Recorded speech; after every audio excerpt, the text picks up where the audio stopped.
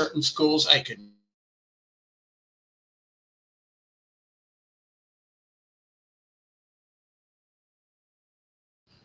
They used to call me a Jesus killer and everything else. So I actually suffered racism in my skin.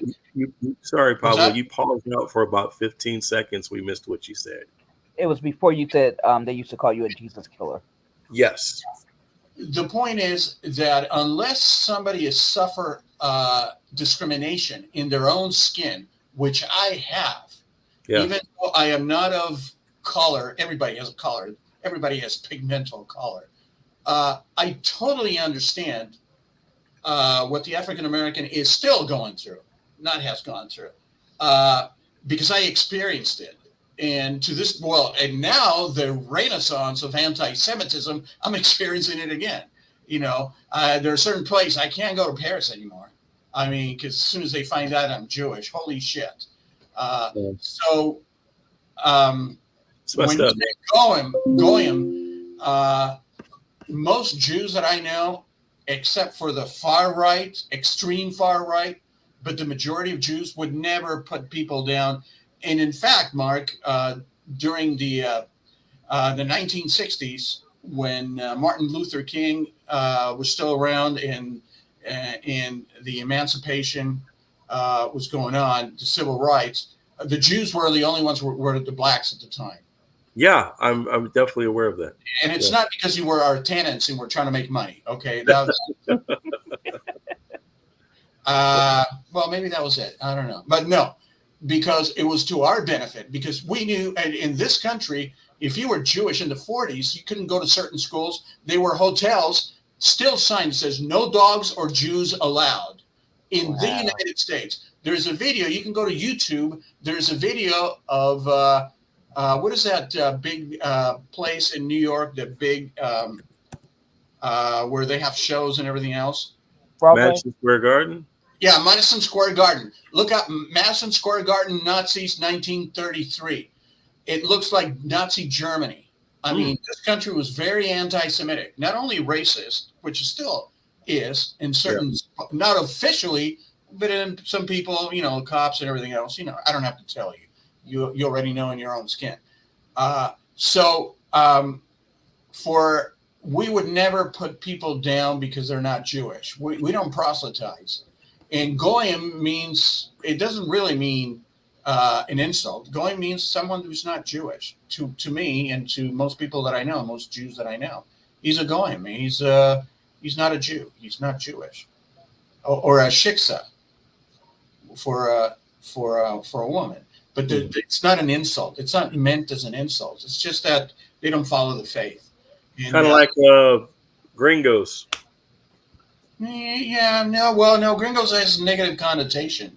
Oh, okay. Goyim does not have that negative connotation. I mean, and now there's so much intermarriage. My whole family, we started all Jewish, grandparents and everything else. Now, a generation below me, nobody's Jewish anymore. They're all intermarried. Some are Christians, some are Muslims, and that's what happens. So no, that's why I reacted, because no, it's not the N word. We don't use it as the N word type of deal. Hey, he's a Goyim. Okay. That's good to know. I obviously we're not going to get all this in one show. I tend to keep this little thing going for as many years or months or days as I can. And every week I'd like to peel into a little bit and talk about different topics and peel it back layer by layer and just take our time, explore them, go back over them, get a different perspective. And my whole point is not really to, I'm just saying how my personal feelings based upon the facts that I observed, and also asking questions. And if there's something that I don't know or I got wrong, I want to learn. I want to learn from my mistakes, and I'm really looking for the truth. I'm looking for what is the truth is my bottom line. And sometimes I like to rant too. My last question for tonight, to wrap this up, in Christianity specifically, not Islam and not Judaism, even though it comes from Judaism, and Jesus was obviously an Israeli. Is a savior necessary? And let me be more specific. according to Judeo text. I'm talking pre New Testament. Because if you look in the Old Testament, it says that a father cannot die for the sins of the son, and a son cannot die for the sins of the father. Basically, each man is required to take care of his own sin.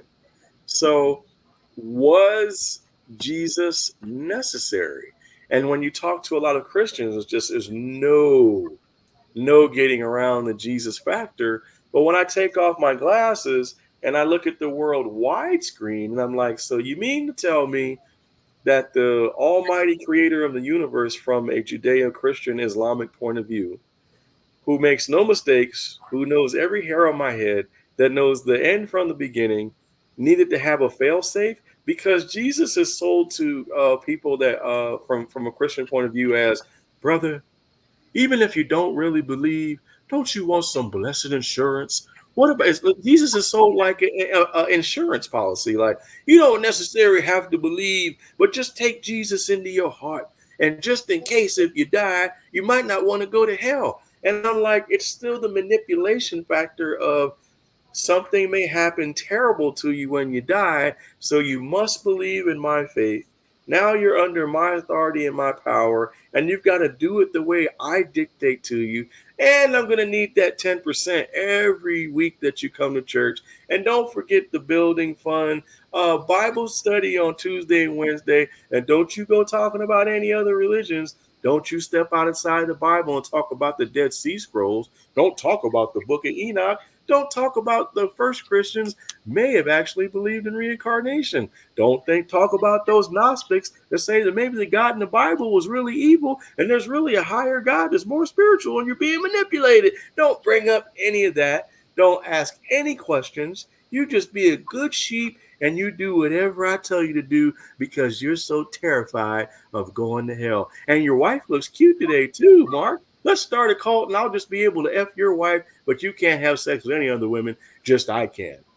It just goes off the rails. And you see these cults, in Christianity specifically, when it comes to a savior, Messiah type figure, and you have to be saved from your sins.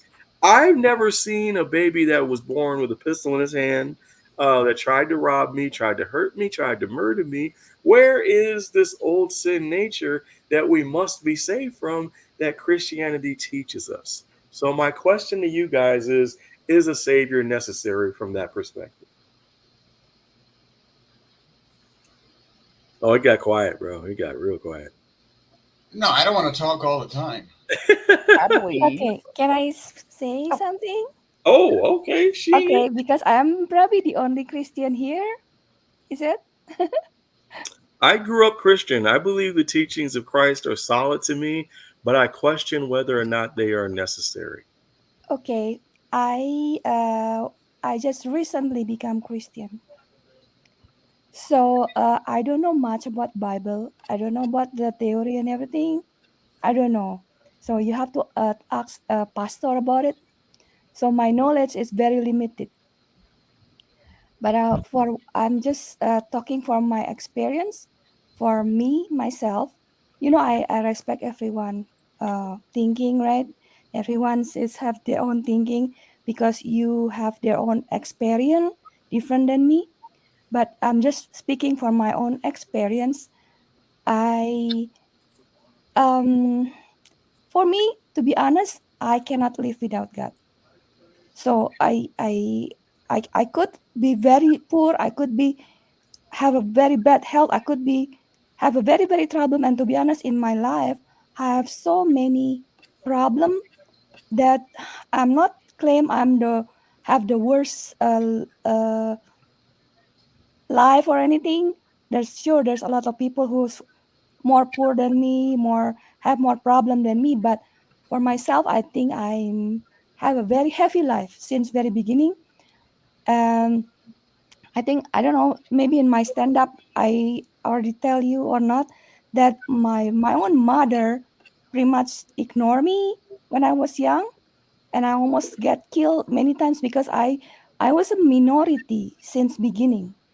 I was a minority. I was Chinese born in Indonesia, and Indonesian people they hate Chinese.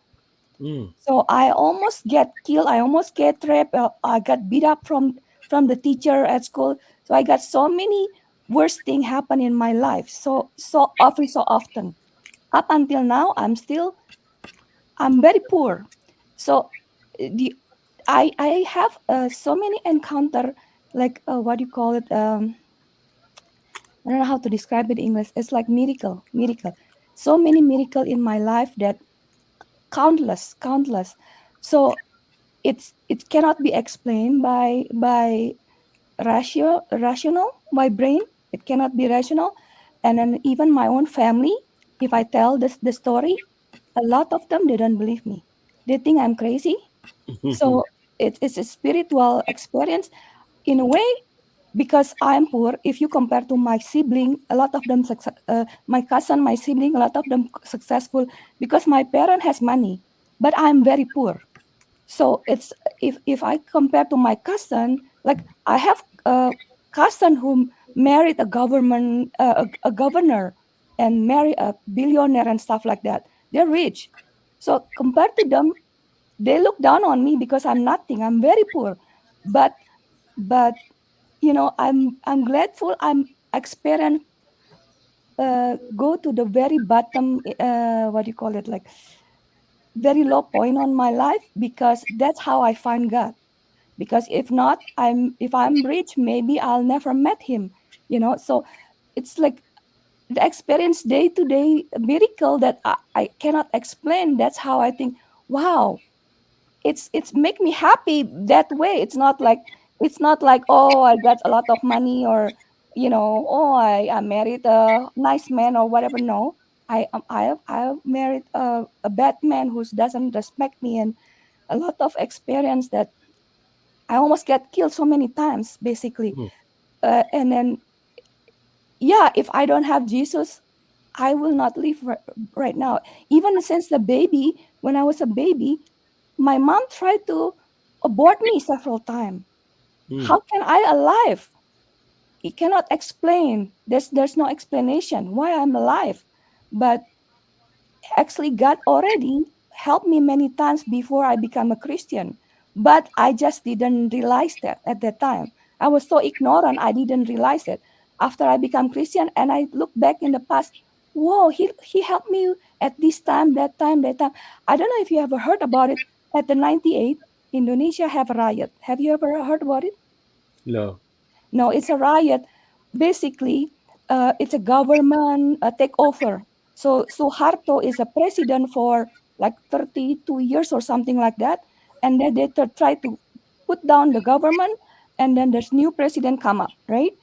But using that moment, a Chinese always become a victim, because there is I mean Chinese Indonesia, not Chinese from China, right? Uh, because in Indonesia, 1% Chinese is about 1% at that time. Not right now. Now it's more. 1% population, but they become the top 1% of the country. Like they got the money basically. Like most rich people are Chinese descent in Indonesia. My family not rich, but we are upper middle class at the time in my parents. And then a lot of in 2 days, a lot of Chinese get killed or raped or robbed in just 2 days. So Mm. in my neighborhood, some of my neighbor, they have a what you call it, like business. So they live in the upstairs, and then they have business but in the bottom floor, and their door was metal, like like very strong door for business door, right? Metal. My door is only regular wood door. And then there's a riot, which is people who look like they don't use army uh, outfit. They use a regular outfit, but the look of them, they're very strong and muscular like an army. They try to destroy any house, any business from Chinese design. It's kind of like, what do you call it, like, there's a word in English, I forgot. When you try to kill certain ethnicity, what do you call it? It's, Genocide. Genocide. yeah, genocide. So they try to broke into my house. Mm. They cannot. all my neighbor that has a metallic door and very strong, they could break in very easily. And some of my friends got raped and everything. They got everything they own. They got robbed. And for some reason, my mother was Catholic, right? She put prayer in my door, and then put a cross, and then our second floor was actually open balcony. We have a in normal day, children often come up to my balcony and steal mango because we have mango tree. It's very easy to climb over there. But that day, strong men cannot climb. It's like miracle. We are safe at that time. We're safe. Like it's like, oh my God, we're not Christian, but we're a Catholic family at that time. But I become Christian when I become adult. Okay, but I have a nanny who's Muslim. Uh, even though at that time the majority in Indonesia are Muslim, right? And then they hate Christian, they hate Catholic. I mean, I'm not saying everyone, okay? It's just the person who's doing the riot. So anyway, my nanny loved me, right? Of course, even though she have different religion, but she loved me. So she tried to protect me. So anyway, it's and then this is the thing. There's one thing is religion, and there's one thing is people.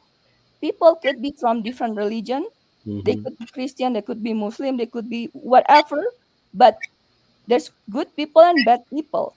It's outside the religion, like it's not depend on the religion, okay? So, but for myself, it's this is just one example of the miracle of my life. So, and then even though at that time I am not a Christian yet, but it's God already saved me, right? So, and then there's many times I almost get raped. I was the guys taken me to his house and everything, and all of a sudden, for some reason, I almost he tried to kind of basically rape me, and all of a sudden I just pray in my heart as a Catholic because I was Catholic before, and then all of a sudden he released me. I don't know why. It's just all of a sudden he released me. So it's like many times I almost got killed, like several times when I was living in Canada, right? I go to certain bus stop that I always go to, and then I go home, and then I got the news. After that, I got the news that at the same bus stop I went, there is a shooting in that bus stop. Between that shooting and I go, it's like about 5-10 minutes away, very close. I could be a victim there, and that's not happened once or twice, many times. It's like I I don't know. It's like it seems like for instance, like I have to go somewhere, and then all of a sudden there is certain things that make me delay. I was upset because I was late, right? But then after a while, I figure out, oh, actually, there's an accident in there. There is an accident, so people die from that train.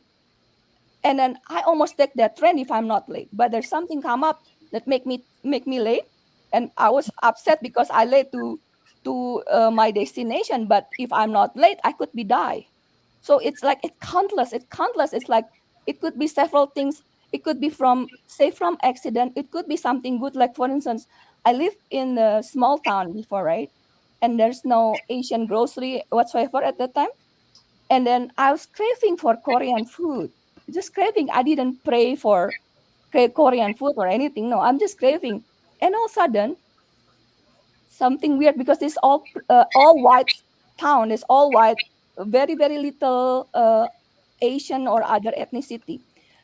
And all of a sudden, there is a Korean girl just moving to that town. She just moving a few days, and I just happened to met her accidentally in public area. I don't remember. I met her in the daycare or in the supermarket or something. But it's just in public area. All of a sudden, I met her. She said she's from Korea, and then she invited me. Would you like to come to my house? I'll cook you Korean food. I was like, oh my God, I haven't eaten Korean food for several days. And I'm just thinking, I'm kind of craving for Korean food. All of a sudden, I met a Korean girl. Probably this is the only Korean in town. And then she invited me. Like, what an odd people just met in the public places. That's something like that is often. Like for instance, I'm craving, I'm poor, right? I seldom go to restaurant because I try to save money. And then I'm just craving, oh, there's certain food I like, like I'm kind of craving for that food, but I don't want to spend any penny. And then all of a sudden, somebody coming knocking at my door, bringing the exact same food that I'm craving. I mean, like, how could you explain that? You know? Mhm. Or like for instance, I need a book, right? I need a book because I take a course, right? I need a book, then the book is a little bit expensive. I don't want to spend that much money. And then I was walking around, in Canada there is a free library. Like they have a size of like a post office, very little. And then anybody can bring a book there, and then anybody can take a book for free. And then there's certain book that I need, like for instance, this has happened many times. Okay, for instance, there's certain English book that because I want to learn English. There's certain English book grammar that I need to buy, but it's a little bit expensive for me. And I walk to the free library. I don't even go there to get a book. I just passing by because I want to go to buy grocery or something. I just passing by and I look. There's only one book in there, as the exact book that I need. It's like Mm. that's not happen one or twice or 10 times. It's got so many times. The exact thing. Like I want to buy DVD for my course or something. It's exact title there for free. Or I go in garage sale.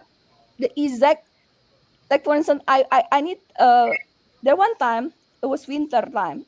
My jacket was broken. I need a new jacket, but I don't have money. So I just happened to go to garage sale as a beautiful there's a beautiful winter jacket that I saw that in the store before, and it was like $1,000 or something. It's very expensive.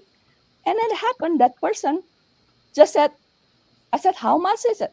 And then I forgot exactly how much, but it's very, very cheap, like $1 or $5 or something. It's normally it's branded. It's branded. It's like, oh my God, this is I saw it. I saw it in the mall. It's like very expensive. I just look. Of course, I'm not gonna buy. Like it's very expensive. I just look at like in my house, like, oh, that's very beautiful. I wish I have them, but it never happened. It never happened. It's very beautiful. And then also then I go to garage sale. Who's gonna give that cheap for a very beautiful outfit? But I turned out that that person want to get rid of the jacket of his ex, so he just want to So, get rid of it as soon as excuse possible. me, excuse me, Shini, for 1 second.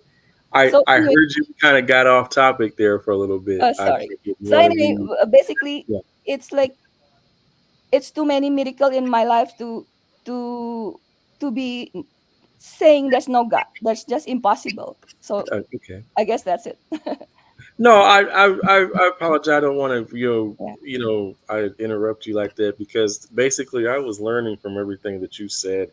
The things that you said about the people marauding in the streets and killing people in their homes and pillaging, raping, and looting, like we don't see that in America here. So I'm taken aback by everything that you said. Like that's crazy. And the fact that you made it out alive, I can understand your position of God is very real to you. But I want to say something to you, Sheeny.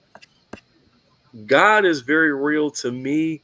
All I'm saying is that the interpretation that was given to me growing up is I don't know if it's narrowing or it's expanding to the point that I just think that all these good things of or what we call God is just incomprehensible in this human form. I don't think that we could put it down to a chosen people, a chosen savior. You have to do it this way. There's no other way, or else you're going to hell. I do believe that there is a creative force that mankind calls God. But I'm just saying I think it's impossible to label this energy or this being or group of beings or whatever force this is, we can't possibly comprehend how good this is.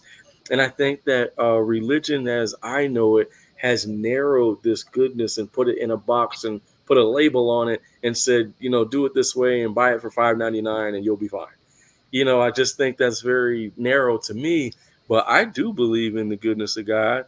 I do pray. I think that God is real the way I've been given to me. But the more I grow spiritually, it's beyond that, is what I'm saying. My relationship with the everything that is beyond the box of a label and a name and a have to.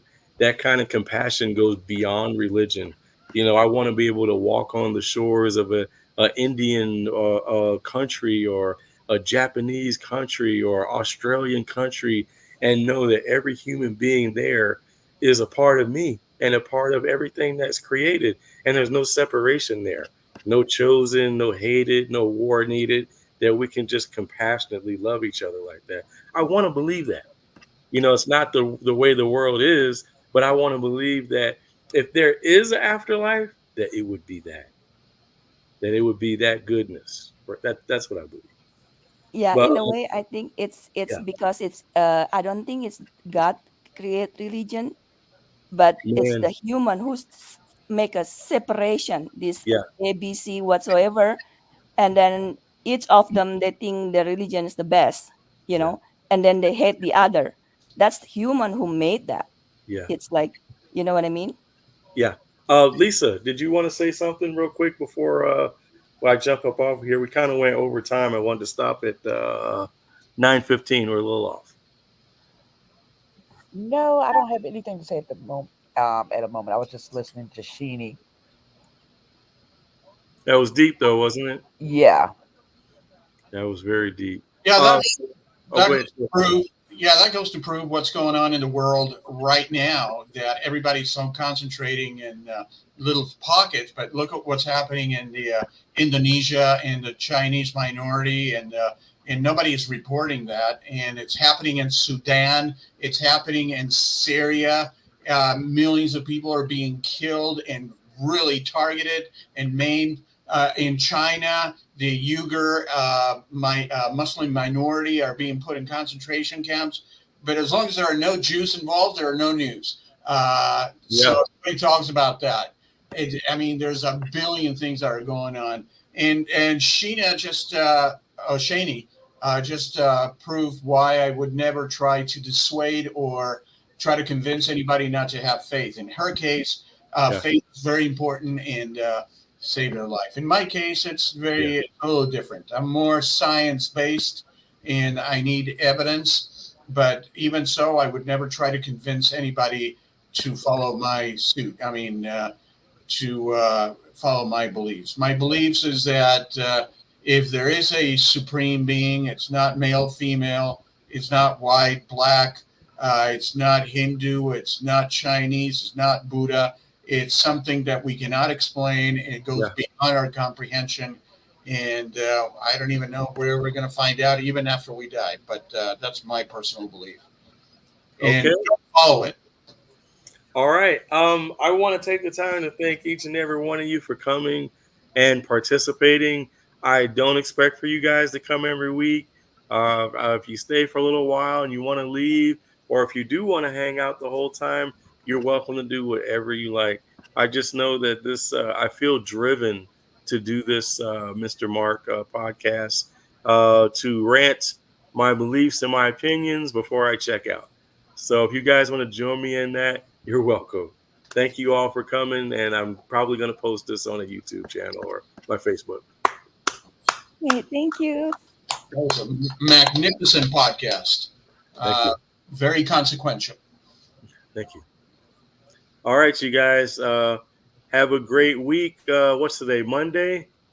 I'm taking tomorrow off. Good Lord. I got a bunch of moving stuff to do. So, Yeah, good luck with the moving there. yeah. All right. You guys have a blessed night, and I'll talk to you later. Take care, good night, Mark. everybody. Appreciate it. Bye-bye. Bye. Thank Bye, you. Suresh. Bye, Shani. Oh, somebody posted something? Oh, okay. I see you, Suraj. Thank you, brother. Yes. Thank you. See Oh, you. you're welcome, man. And I'm going to be watching that movie tonight, Suresh, for real. Yeah. Let me know how it is. Yeah, it looks like a great movie. I saw the trailer. I love it. Love Bollywood. Good, Take care, good. Thank Bye, you. guys. Bye. See you next week. Bye. All right. See Bye-bye. you.